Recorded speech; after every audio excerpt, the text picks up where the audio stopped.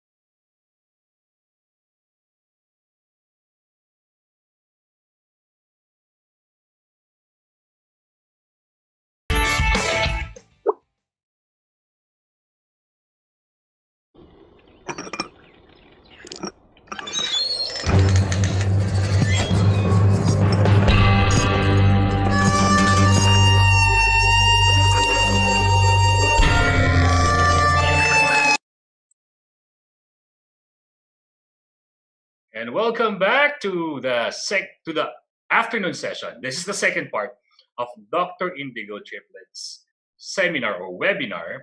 And we would like to thank our participants who are watching us right now via Zoom, FB Live, LinkedIn, and YouTube. And before we go back to our dear speaker for this afternoon, what we're seeing right now is the slide about HR Virtual Summit Philippines 2020, brought to you by Ariva Academy.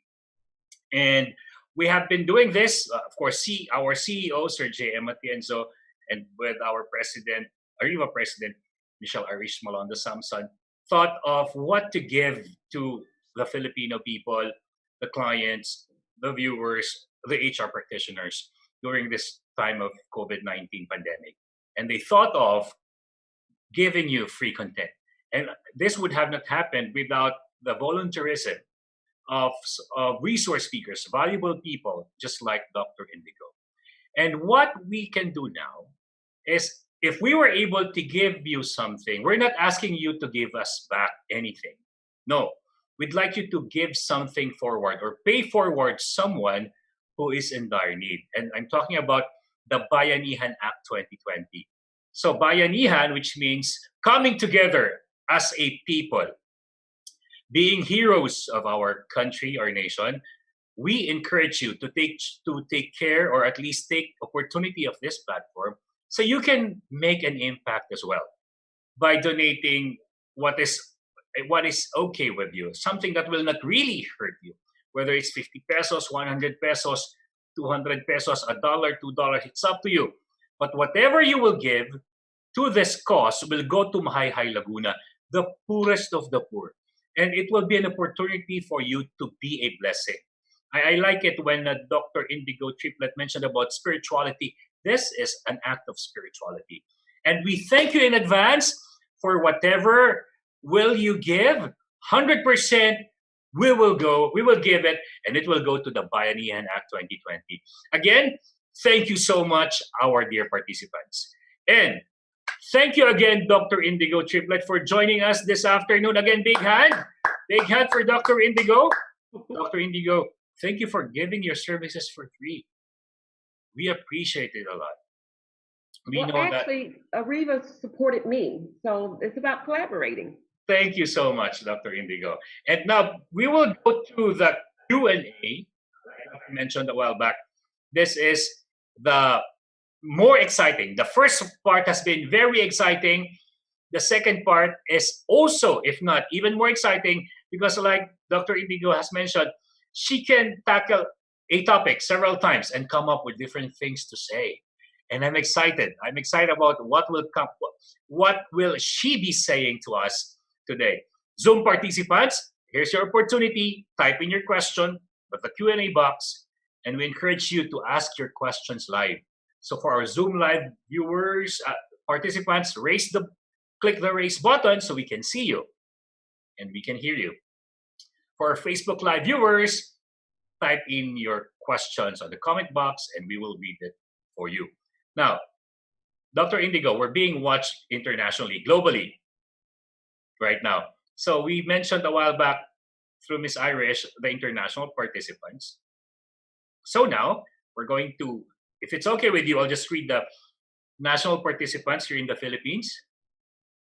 Okay, so we greet you and we thank you for supporting and participating in this workshop.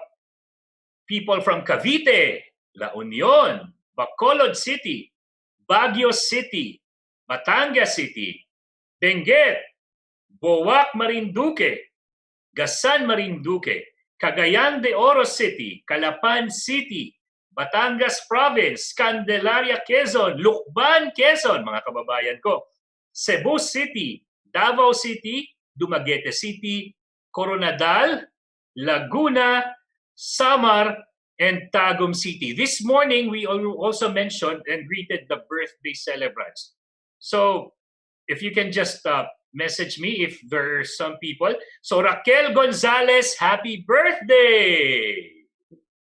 Happy birthday to you. Happy birthday. Happy birthday. So, Indigo, asking you the first question from the pre-sent question. This has been sent to us last night, and we'd like to thank them for asking these questions. So, the first is from Karina Patricia Apostol. From Surviving to Thriving, do you think working remotely will be the new normal?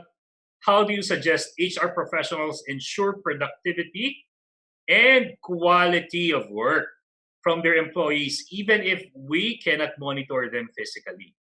What is the best way to hire and onboard employees remotely? How can we best support employees with the highest risk profile? So thank you, Kana Patricia. Okay, so let's go back to, do I believe that it's going to be the new normal? Yes. I do. And the reason why is because it saves a lot of money for companies. I'm concerned about what are they going to do with all of these buildings? Because I think a lot of people are going to start moving their office from brick and mortar to telecommuting, but not all. So in my opinion, is those companies that aren't doing it and really don't want to do it as an opportunity to, to inspire and motivate your employees. It is, a lot of people love, once they learn how to do it, they love working from home and they actually do well. So if it's not on your horizon, consider how can you infuse it or implement it. It could be like how I just had people being able to work long hours during the week and then take an extra day off to make a 3-day weekend. Whatever your company can afford in terms of people not being on site, you'll be amazed if you allow them to start telecommuting. So that's first. Yes, I think a lot of companies will, and those who don't, I think employees will start finding ways to leave you to go over to those people who are offering it. Now, here's the backlash of all of it, is that people who are social and love being, extroverts, they have a hard time with this. So you have to find opportunities for them to be able to come together, which means maybe having meetings once a week in person. It may mean doing some, what I used to call forced fun. And I didn't come up with forced fun. It's something we did in the Marine Corps. And what forced fun meant is that our leader forced us to have fun. Now that sounds crazy, but what it meant is when we had the government shutdown, which was really scary, because I would say 99% of my client base was the government. And all the work that I had done, I was not being paid for it because everyone was gone. And I still had my employees that I had to make payroll. So everyone was worried, everyone was nervous. So I did a forced fun. And this is what I did for forced fun. I took them to a park. I had it catered by Subway, and we played kickball as adults. Can't make this up. We got a ball, we chose teams, and we played kickball one afternoon as forced fun. Now you're probably wondering, how does that help anything? One, it let them see I cared about them. Two, it got their mind off of what we weren't doing to focus on having fun at that moment. Three, when we got back to the office, we talked about that for weeks. We talked about the vice president that failed. We talked about the COO who literally had to take pain pills, and we had to carry him off the field because he tried to slide in and hurt himself. And it was hilarious. We talked about how competitive we were. Now, this is what I mean by becoming innovative. If you want to improve performance, increase productivity, it doesn't always have to be work-centric.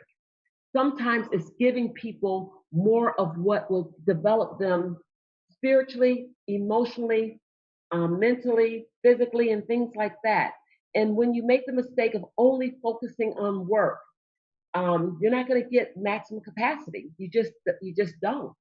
So coming up with ways to get people involved when they're working from home will help you to manage them better. In terms of actual management, it's very difficult for me to give you any type of do this, and that, because management is a process. It's formula based. So depending on what industry you're in, management styles change, depending on what types of managers, depending on your product. So for that part of your question, I really want to say, get in touch with Ariva, ask to have some training done around management, pure management itself, because that's a whole class. Let's face it, some people go to college and get a whole semester on managing. True. So I hope that helps. It will help a lot, Dr. Indigo. Thank you so much. Now, this will be even more exciting because we have a Zoom live question, which means we're going to see you and hear from you, Cromwell Maestrado. Hello. Yes, good afternoon, and it's truly my great pleasure again, ma'am, and sir, for making me included on this very one of a kind and training opportunity. Thank you so much. Yes, doctor, if I may ask, it's all about training, since we are one of, if not most of us, are the guidepost of any organization, since we are the learning professionals, maybe, and internal consultants to call up. My only question is that you made mention earlier about overtraining. Do we have any specific approaches that we could define training in the organization, just to focus on to probably run the training like a business, and in the long run we could have a profitable return on investment? Okay, I'm so glad you asked that. Let me clarify. When I say overtrained, it's not so much that people are overtrained, it's what they're trained on. For instance, people don't train for outcome. They train for more knowledge, that I want you to understand these things, versus outcome is I want you to be able to do those things. If I train, let's say I train you on how to cook. So what a lot of people do is training where they show you the ingredients, they show you what things you need to put in, they tell you how long something should be, and that's knowledge. Actual training is we put a camera in the kitchen with you and me, and you actually do it in real time so that you can ask questions as things burn. You can ask questions as you're cutting up stuff and making some mistakes and things like that. And then we follow up a few weeks later when you do it alone.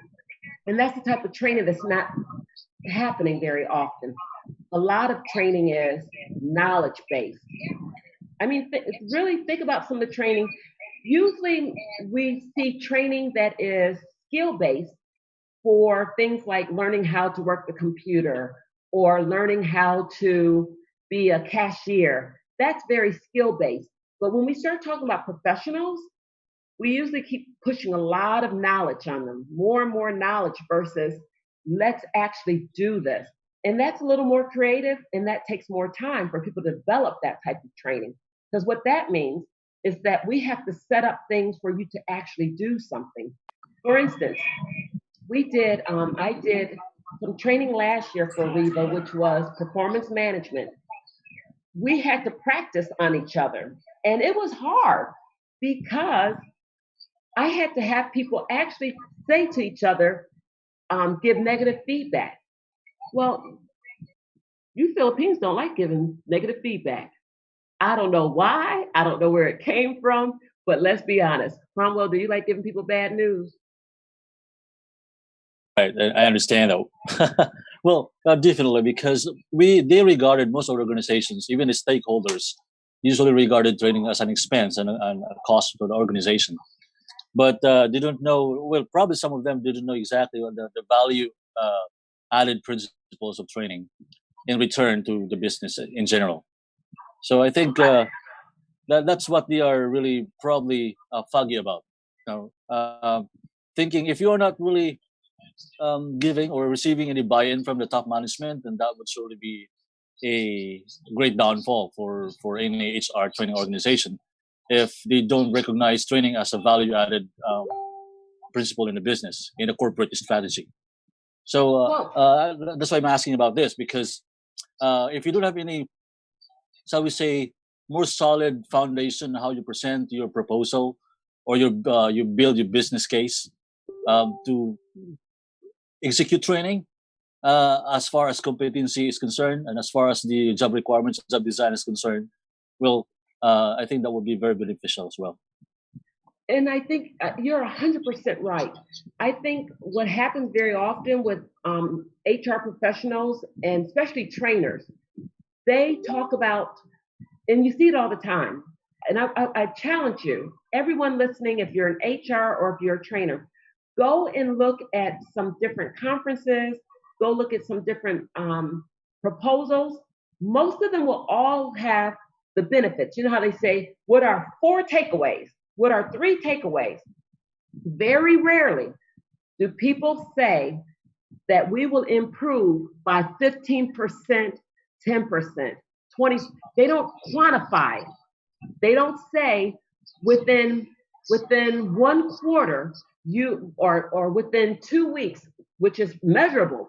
Within this amount of time, you will see an increase in the amount of XYZs. You see what I'm saying? A lot of times trainers speak in terms of the feel good part, or they'll walk away with the understanding of, they'll walk away with a better an experience. You know what I mean? It's not about they will gain, they will improve, they will increase, they will minimize. Those are all things that are measurable. And then that's when a business owner, CEO, or anyone in true leadership can look at and say, okay, they're telling me this is going to cost basically $200 per person. And when they come through this, what will they get? Well, here it says they're going to increase by 10% on XYZ. That's measurable. Now I can come back and measure that. And if it's not happening, I can then say, you know, we did this, we invested in that, what's going on? But when you do the fluffies of, you know, they'll improve, they'll, you know the verbiage. We all heard it. It's hard for a leader to get behind that because it's not measurable. They got where they are because they understand money, they understand figures, they understand facts. We don't speak to them in that language. So it's like you're saying, oh, it's good for you. They're saying, but this is costing. So you have to speak their language of percentages, amounts, time frame, and just I really believe that's what made the difference between, like, I am at heart a trainer, but I'm a businesswoman. Yes. And as a businesswoman, I talk about the profitability, that if we do this training, we will be profitable here based on improving in this area, increasing that, minimizing that. Nobody ever talks about minimizing. Minimizing is another form of proving. So spend time looking over your proposals, looking over what you want to present and why you're trying to do it. And at the end of the day, not what are they going to walk away with? Because I'm gonna be honest, I don't care. I'm talking as a businesswoman right now. Yes. As a businesswoman, I don't care that they're going to walk away with anything. What I care about is how are they going to make me more money? How am I going to save money?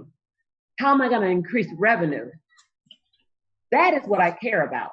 And if you can't say those things, you're not going to get what you want. Does that make sense? Right. Thank you so much. Well, that's the bottom line. I think the bottom line of the business, of course, is profitability, sales, and the like. So that's great. Thank Well, you, it's sir. amazing. Thank you so much, ma'am. That's wonderful. Thank you. Thank you, Sir Cromwell, Cromwell. If you. someone Thank you, comes sir. to you and they don't put those things in their proposals, send them back. Yeah. Say, go Right. back and tell me, how can we measure this? Right. Keep challenging your people to learn to speak in that language. And like the high tide, even the raggedy boats will rise. You know Right. what? So thank you, Thank you, Dr. Thank Indigo, you. for the answer. Thank you, Sir Cromwell, for your participation. Thank you, sir, so much. Today. My pleasure. Thank you, sir. Thank Okay. you. If I can give you a feedback, Dr. Indigo, I love the fact that you are wearing many hats. A spiritual speaker, a motivator, a teacher, and now a business owner, which means you give us a lot of perspectives on how people see things. And thank you for giving us that. The diversity of perspectives coming from the different roles you're wearing and doing, and many hats, different hats you're wearing. Now, we have, speaking of surviving and thriving, Dr. Indigo, Nina M. Santa Maria is worried because she's asking, how can brick and mortar restaurants and retail services or companies survive and thrive, especially with the quarantine? In the Philippines, we call it quarantine. And the social distancing, now that the malls will remain closed for an uncertain period of time. So she's concerned to survive and thrive. How can she survive and thrive? More brick and mortar restaurant. So I'm gonna be very, very transparent. Some of us aren't going to be able to survive this because your client base is reliant on being there. But I do find, which is very, very interesting here, restaurants are able to stay open as long as they don't have you sit down. Okay. People are now using Grab a lot to have food delivered. So again, I don't know for you, and you might be able to share this with me, how things work there. But if you do have a business that is catering to people, figure out, how can I get my product to them? The biggest thing about a business is really having a product and a service that these are two things that people are looking for: value and price. So once you figure out, is it of value? Do people still want what I have? And is it at a good price? Yes. So when you figure out those things, now, if you got those things, how do you get it to them? Like, for instance, how you and I, this is not our natural habitat. I agree. We're used to being at conferences and we're used to being in classrooms, but we have something of value and many of us are having to cut our prices drastically, True. but we'll make it up in volume. You know, if you start looking at, wow, I'm going to go out of business because I can't charge the same price, look at volume, value, price, and now what's the vehicle to get it out there? For us, it's Zoom. For a restaurant, it might be Grab. Yes. And I don't know, you have to tell me if that's relevant. Yes, Dr. Indigo. In the Philippines, especially in the Metro Manila area, we have the Grab food and Grab delivery.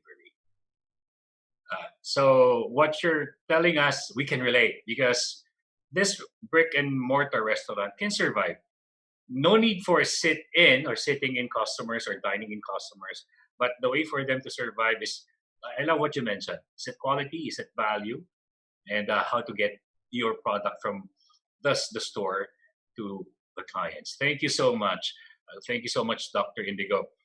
Now, anonymous attendee, people get fired for who you are.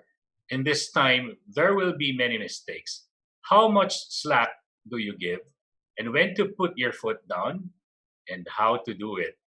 Anonymous attendee. So let me share this with you all. When it comes to firing, I don't want to sound like I'm hard or harsh on people, but this is how I measure if someone is worthy of being pushed out of my company. Okay. When they start making mistakes, and write this down, there's a thing called heart mistake, head mistake. Okay. A heart mistake means they didn't give a damn about you or your company. This heart, I don't care. They did it knowing that it's not right, knowing that they shouldn't do it. And the reverse of a heart thing is that, like Howell said something to me earlier that really touched my heart because I knew it came from his heart. So we deal with people in a heart level. Here's the head mistake. They didn't have the right information. Maybe they gave you something for a meeting and it was the wrong information. And they are mortified. They're like, oh my God, I am so sorry. I thought that was the right stuff. So that's a head mistake.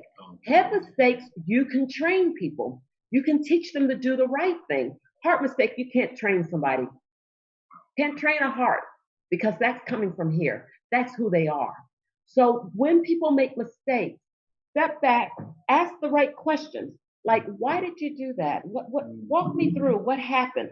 And when they go, well, I didn't have that much time, so I just figured, that's the best we could do. Is that coming from the head or the heart? Ask them the question, what would you do differently the next time? If they say, well, I would probably come to you and ask because you know more about this. That's coming from the head. If they say, well, the next time, I don't know, what would you have me to do? Well, that might be a hard thing. When you start hearing attitude and that's hard stuff, and that's when you need to get rid of them. Okay. Because you can't change hearts. You can change minds. Yes. You can't change hearts. Brilliant answer, Dr. Indigo. You have consistently been a source of thoughts that would shatter our belief system here in Asia. Because, in Asia, you've been in Asia for so long, we believe in saving face. Yeah. We believe in not really nepotism, but you know what? We don't want to hurt them, so we'd rather keep them, even if they have attitude problem. But thank you for bringing that up. We cannot change their hearts. Can I share this with you? Yes. I've been here since 2016, so that's 4 years. And even when I was in China, they talked about saving face. I mean, they're really big in saving face. But here's something I want you all to really think about. The baton of power is being passed. Right now, America, and you guys know how the relay race works. Yes. It's a baton and people are running with it. So right now, the baton is like this, getting ready to be passed. America wants to keep the baton, but we've had our day. And I really believe it is moving here. But there are things you're going to have to start, continue, and stop doing. And if allowing people to stay on payroll when they're not contributing you can't afford that anymore. There's a lot of things we just can't afford anymore. And when we start looking at even how this virus works, some people tried to save face and keep it quiet. And now it's hurting countries, it's killing people. Think about that in your business, think about that in your life. Are you allowing things to happen because you want to save face? That at some point, with technology the way it is, everything in the dark comes to light. It's either now or later. So you can prolong it and try to act like it's going to go away, but it will come to light. And that is something I believe over in Asia, you're going to have to start doing faster if you're going to maintain any level of power. Thank you, Dr. Indigo. And that's why we value people like you who believe in us so that we'll maximize our chances of being there. When you mentioned a while back, step into the greatness. We're excited to step into that greatness. There's this one person who admires you, anonymous attendee. This person says, "How to be you, Dr. Indigo. You are such an inspiration to me." Well, you can't be me. I'm already taken. Okay. So in the Philippines, the context is they admire you so much. When they say how to be you, they idolize you, they adore you, they admire. Well, you know, I have a book. I have several books out, but one of my books, I talk about you. And I sat down, I tried to think, you know, we always hear this phrase about you. What is you? And I sat down, I came up with you means years of understanding. Wow. That you, as we go into whatever we're going into, you all, it's about being authentic. It's about being radically authentic. For those of you who know me, I used to have a lot of hair. Remember, I used to have a lot of hair. Well, 2 years ago, you had this beautiful braid, and you look. However you're wearing your hair, you look stunning, Dr. Indigo. Well, let me just share with you all. That was not my hair. I was buying that hair. Yes, you look all shocked. Let me tell you, I had a company that was buying hair from India. Okay. Move it to China. They processed it, sent it to America, and then they would send it to me in Malaysia. How crazy is that? Wow. And the reason I was doing it is because I felt and knew at one point that people wanted a certain image. So I played into that image. Okay. And that wasn't being authentic. It wasn't being me. So what you see today is me being me. This is my hair. This is how I look. I'm an African American. I don't have Indian hair, but I was wearing Indian hair. And it was looking good, I got to tell you. You look great with that. Yeah. But what I have learned from years of understanding is that in order for me to step into my true greatness, I have to be authentic and like the me that keeps showing up. So when you become in love with you, others will love you. I love the years of understanding. Can you publish the book here in the Philippines, Dr. Indigo? You know, there's a couple of copies in the floating around. Philippines. Okay. And they have it. I love you, which means years of understanding. Wow, the self. Thank you so much. And just to validate your worth, Dr. Indigo, if you are beautiful outside, you're even more beautiful inside. Thank you. That's the power of self-love. You know what? My image of you, you're this statuesque, tall girl, full of intellect, beaming with pride, beautiful human being, and was generous enough to share with us your learnings and your years of accumulated learnings in the years of practice. And that's the image of you that I still have today. And it still is true to this day, Dr. Indigo. In fact, the spirit of Oprah and the diva in Whitney Houston, those powers are in you. Yes. Yes. That's how powerful your presence is and your heart is and your beauty is. Now, thank you. From anonymous attendee, there are some who undergo mental distress, but know how to hide it, how to identify and help them? How to identify those who just hide their mental distress, and how do we help them? You know, to be honest with you, you don't even have to ask a question. If you just let people know that you won't judge them, they'll open up to you. Most of the people keep things quiet because they're definitely fearful that you will judge them. So if you say things like, "Oh, she's so crazy. Have you ever noticed she's nuts?" When you say those things, the person you're talking to actually may be feeling that way, and they know, "Oh, I better not say anything." So start having conversations with your employee and with friends and with family. Uh, Things like, I bet a lot of people are stressed, and I'm open to hearing what people have to say because I really want to support people. When you say those things, people will know, okay, it's safe. Wow. People need to feel safe. So don't wait for people to come to you, and don't approach them. Just tell them the energy of non-judgmental. Right. So we have to That I'm pursue here. If that I'm anybody wants to here. talk to me. Thank you, doctor. Now we have a Zoom live question from Christine Senioron. Ma'am Christine, are you there? Hello, good afternoon, Sir Nice to see you Howell. again, Ma'am Yeah, Christine. hello. It's nice to see you again, Sir Uh, Howell. so Hello, good with us is afternoon, Dr. Dr. Indigo. Indigo. Yeah, hello, Doc Indigo. Good Hello. afternoon. Yes, hello. So this is my predicament. So I'm asking with my own experience. So I think Sir Howell already knows this. I've And been your boss? questioning this for over a time. Yes.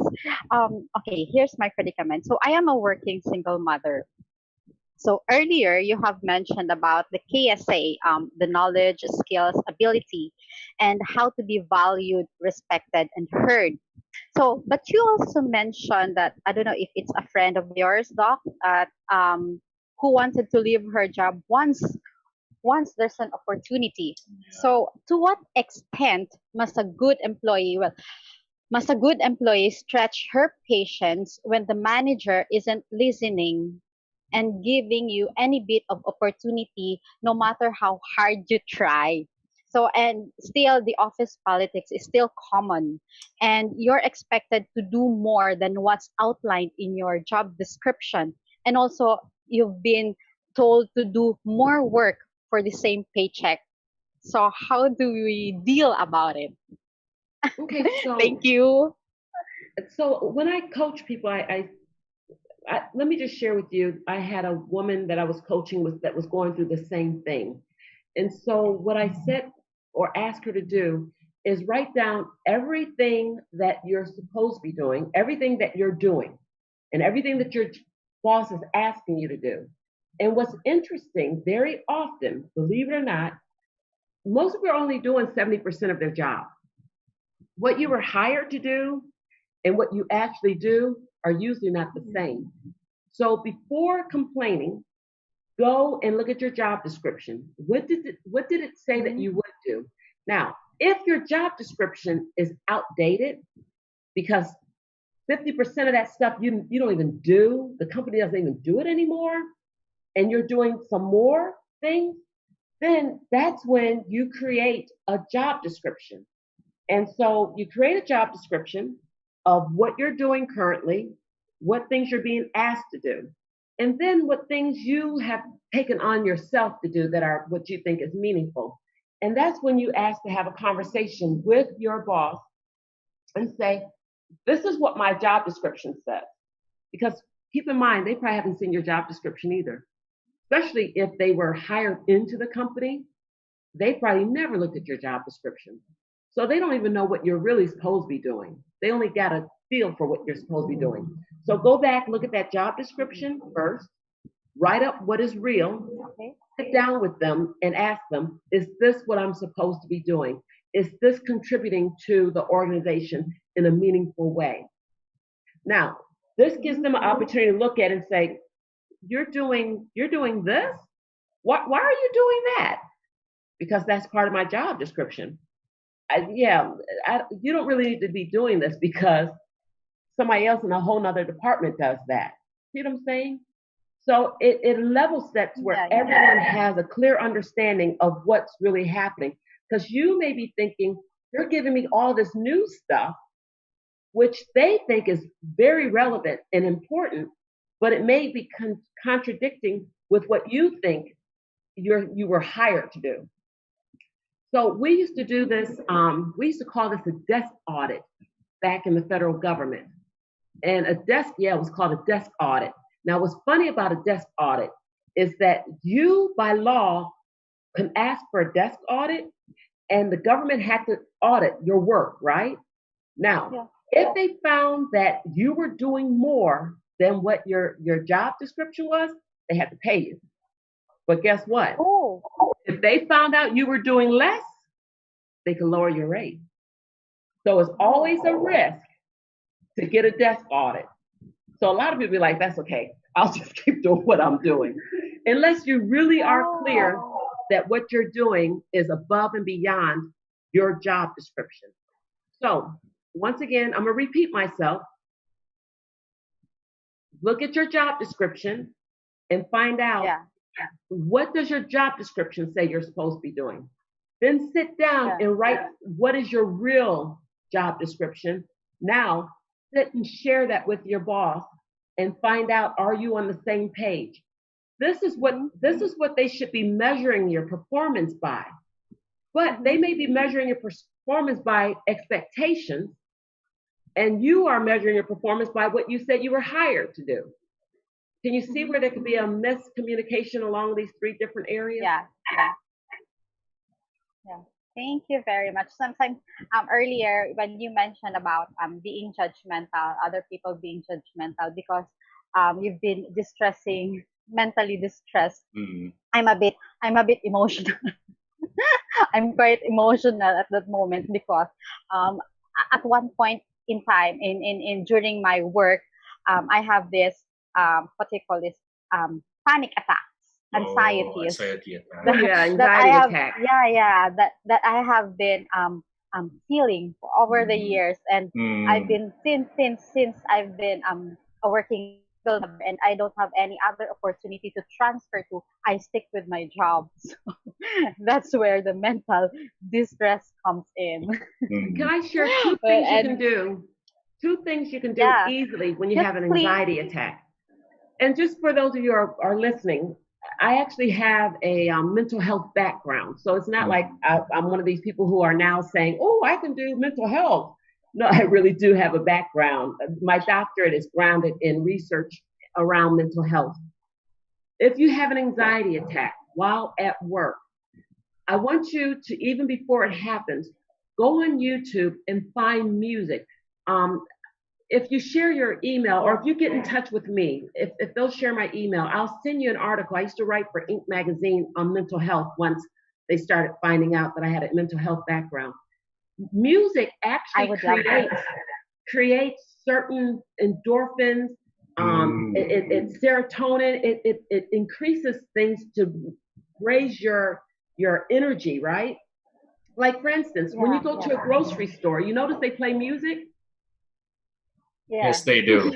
They do that because it makes you buy more. You feel good. So you buy more stuff that you don't even want. Certain beats do certain things to your brain. And so find music that will, one, energize you if you drop, because sometimes when you have anxiety, you can drop afterwards. Find music that soothes you. There's one that's on YouTube called Healing for the Woman's Soul. Oh my God, it's amazing. It's very calming. So start sampling music on YouTube that's calming for you, so that when you start having anxiety, you can put that on, and that will help bring down that level of stress. The next thing is oils. Purchase, I don't know how you would do it now, but when we are able to get back out, essential oils are really beneficial. I do not sell essential oils, so I'm not trying to get anybody to buy anything from me, but find oils that really will cause calming. Bergamot is good for that. Eucalyptus is good. Lemon kind of brings up your energy, so you may not want lemon, but you can Google. And once again, I can send you an article. I wrote an article around research around different scents. Scents have been around forever in healing. And so you can take that when you're feeling anxious, you put on your hand and you inhale it. Oh, and you're gonna smell. Oh, okay. Oh, Good. before I take the Good. stage, I was in Indonesia and there were 1,000 women in the audience. And I looked out and saw all those women. I went to my purse, I put this oil on, I inhaled it, and when I came out, I just automatically just came out with my arms open. Wow. I don't even know where it came from. And I know part of it was getting in that mindset of the oil just calming me and yeah. So try those two things. There's other things. If get in touch with Ariva. I'm not going to put my information on here because this is their platform, but I do coaching around mental health. I'm getting ready to start a group where every week people from all over the world can come into group therapy with me. I'm not going to call it therapy, but just a group where you pay a little bit of, like I think we're going to do $10, and you just come in and you talk and listen to other people, and we do this. Wow. So contact Ariva so that you can go through them. That's good. That's good. Thank you, Dr. Indigo, and Thank you very much, Christine, Doc. for It's very always. helpful. Thank you so much. I love Yes, it. sir. Thank So you. soothing music Yeah, thank you. and soothing oils. Thank you so much. Dr. Indigo, you know what? Time flies so fast when you're having fun. Yes. It's already, imagine 2 hours flew fast. Oh my God, yes. Only because we're so engaged and we loved listening to you. Now, before I ask you for your last few words, we call it the takeaway or the nuggets of wisdom you'd like to distill and share with us in the last minute. I'd like to just read Anne Maripo's key saying, from this moment forward, you must take responsibility for your life, decisions, actions, emotions, reactions. Yes, YOU. Yes, years of understanding are the only one responsible. That's her takeaway. Thank you, Anne Maripos Key. So, Dr. Indigo, for your takeaway, for the takeaway you'd like our participants to bring with them after this workshop, online webinar. The last word. The takeaway that I would like, besides, those who do will thrive, those who try will survive, those who don't will die, is all of this that we're experiencing, whether you're looking at it from a business level, spiritual level, mental level, is that we all are being called into something greater. I believe that. And that each of us have to answer the call. What is that call? It may be how to do something different. It may be to do exactly what you're doing, but in a different way. Spend time, be quiet, be still. Allow Spirit to speak to you of why we are in this, why you are in this. And I promise you, you'll walk out of whatever room you're in with clarity. And the whole premise around this to me is that far too often we have spent time reacting to stuff through our life, whereas now we need to respond. Reacting is to use emotions, to do things without thinking, while responding is to think about it and to do things based on clarity. So use the tools and things that I talked about to respond and get in front of this. Contact Ariva. If you enjoyed this, don't just let this be, oh, this was good information, but rather, how can you go the next step and allow yourself to be in a session that Ariva will be able to sponsor or put out there? If you need help individually, I do a lot of coaching and so forth. Contact Ariva and ask them to put you in touch with me. And Google me, find me, spend time I'm always out there doing different things. I would love to connect with you because it is about connection. And I love you with my whole heart area. Howell, love you guys who are out there. Love you whether you like it or not, and there's nothing you can do about it. Thank you. Thank you so much from the bottom of our heart. We love you. We love you. Thank you, Dr. Indigo. Thank you so much. We hope to see you in the Philippines soon. I hope so too. I love it there.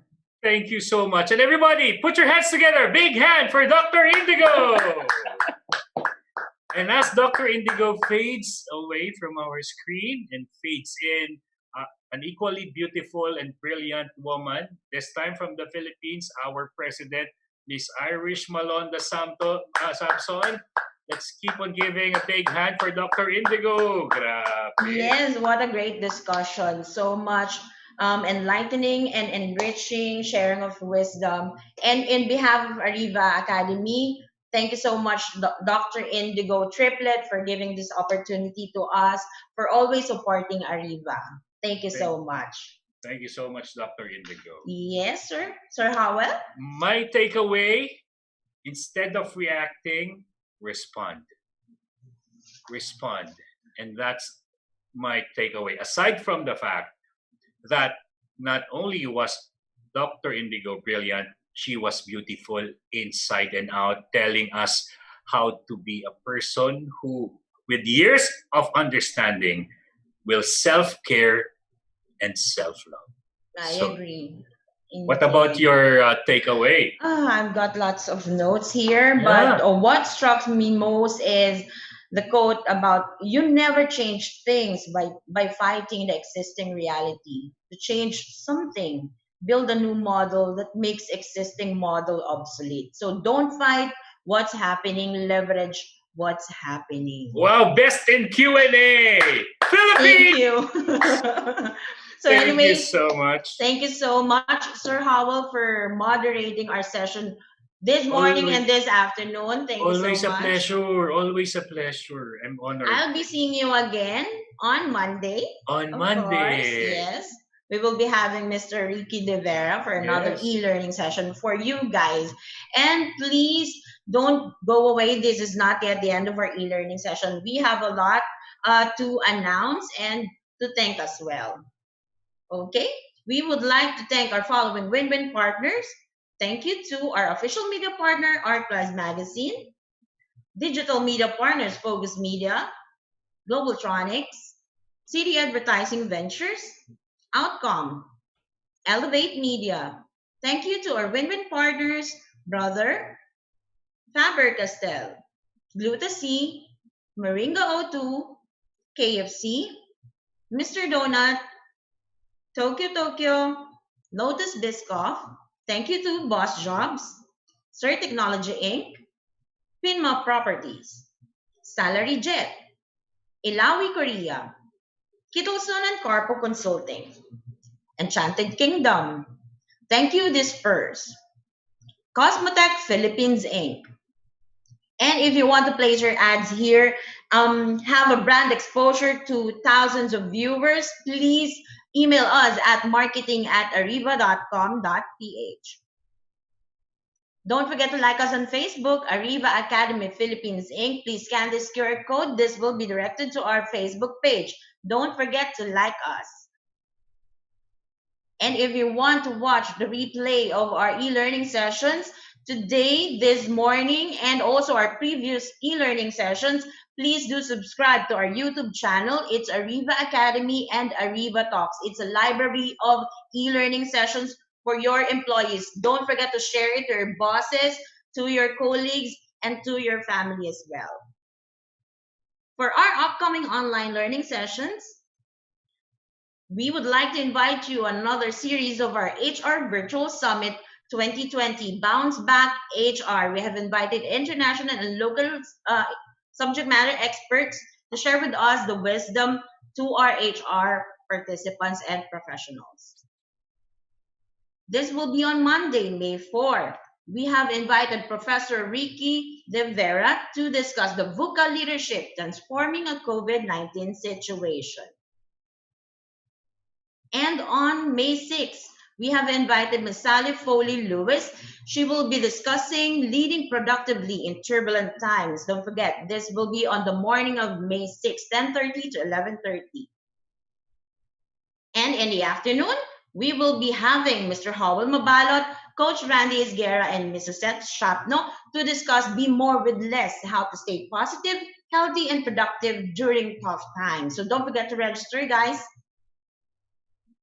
On May 7th, Thursday, this will be in the morning session, Best Practices on Human Resource Planning During Uncertain Times. We will be inviting Mr. Ronnie Turla, a management consultant expert.